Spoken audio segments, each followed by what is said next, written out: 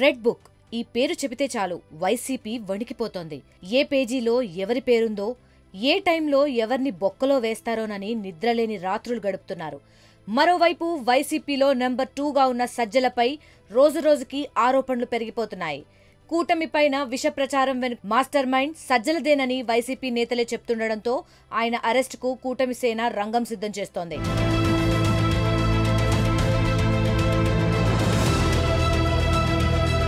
YCP హయాంలో జగన్ తరువాత Sajjala Ramakrishna Reddy key role play చేశారు. అటు పార్టీలో ఇటు ప్రభుత్వంలో నెంబర్ 2గా చలామణి అయ్యారు. జగన్ చుట్టూ కోటరీలా గోడ కట్టి చివరకు సాయిరెడ్డిని కూడా జగన్ దగ్గరకు వెళ్లకుండా కట్టడి చేశారు.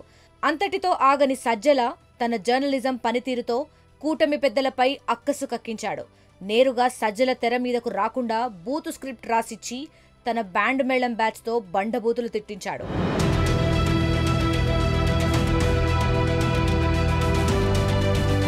పవర్లోకి వచ్చిన తరువాత కూటమి నేతలు బూతుల వెనుక ఉన్నది ఎవరని భూతద్దం పెట్టి వెతకటం మొదలుపెట్టారు. ఈ నేపథ్యంలో పోసాని గతంలో మాట్లాడిన మాటలను తెరమీదకి తెచ్చారు.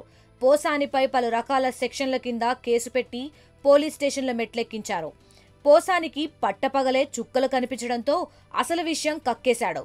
బూతు కథకు స్క్రిప్టు, స్క్రీన్ ప్లే, దర్శకత్వం అంతా సజ్జలదేనని పోలీసులకు పూసగుచ్చినట్లు చెప్పుకొచ్చాడు.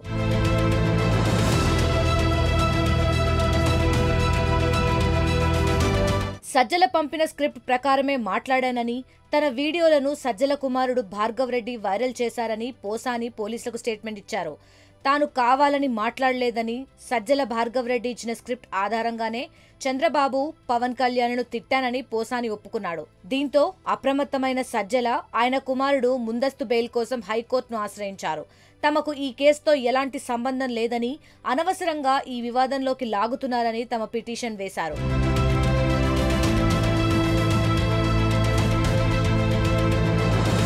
మరోవైపు ముంబై సినీ నటి జత్వానీ కేసులో సజ్జల రామకృష్ణారెడ్డి ఆరోపణలు ఎదుర్కొన్నారు. ఆమెను ముంబై నుంచి తీసుకువచ్చి వేధించిన కేసులో అప్పటి ఐపీఎస్ అధికారులపై వేటు కూడా పడింది. అయితే వారి వెనుక ఉండి నడిపించింది సజ్జలనేనని ఆరోపణలు వెల్లువెత్తుతున్నాయి. తాడేపల్లి కేంద్రంగా ఆయనే ఈ కథ వెనకుండి నడిపించారని కూటమి పెద్దల వాదన.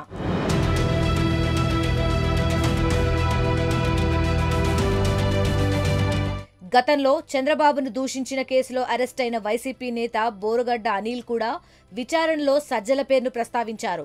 తాను చేసిన హెచ్చరికలు, మాట్లాడిన బూతులన్నీ వైసీపీ ఆఫీస్ నుంచి వచ్చిన ఆదేశాల మేరకే అని బోరుగడ్డ పోలీసులకు వాంగ్మూలమిచ్చారు. దీంతో వైసీపీ కార్యాలయం అంటే స్వయాన సజ్జలనేనని టీడీపీ ఆరోపించింది. ముఖ్యంగా టీడీపీ పార్టీ కార్యాలయంపై దాడి కేసులో సజ్జల రామకృష్ణారెడ్డి తీవ్ర ఆరోపణలు ఎదుర్కొన్నారు. ఈ కేసులో A120 నిందితుడిగా ఉన్న సజ్జలకు లుకౌట్ నోటీస్ కూడా జారీ చేశారు. అప్పుడు మంగళగిరి పోలీస్ స్టేషన్లో సజ్జల విచారణకు కూడా హాజరయ్యారు. కూటమి ప్రభుత్వం రాజకీయ కక్షతోనే ఈ కేసుల్లో ఇరికిస్తోందని సజ్జల ఆరోపించారు. మరోవైపు వైసీపీ జిల్లా సీకే దిన్నె మండలంలో అటవీ భూములను ఆక్రమించారని సజ్జలపై ఆరోపణలున్నాయి. ఈ అభియోగాలపై ప్రస్తుతం సర్వే జరుగుతోంది. అయితే త్వరలో వైసీపీలోని మరో కీలక నేత అరెస్ట్ ఉంటుందని రాజకీయ వర్గాల్లో ప్రచారం జరుగుతోంది.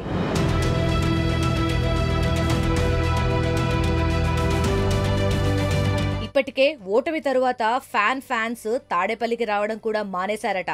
సజ్జల మాటలు వినే పార్టీ ఓడిపోయిందని ఇప్పటికే చాలా మంది నేతలు బాహాటంగా విమర్శలు కూడా చేశారు. ఈ నేపథ్యంలో సజ్జలను అరెస్ట్ చేస్తే పార్టీ నేతలు కూడా పెద్దగా పట్టించుకోరన్న ప్రచారం సాగుతోంది.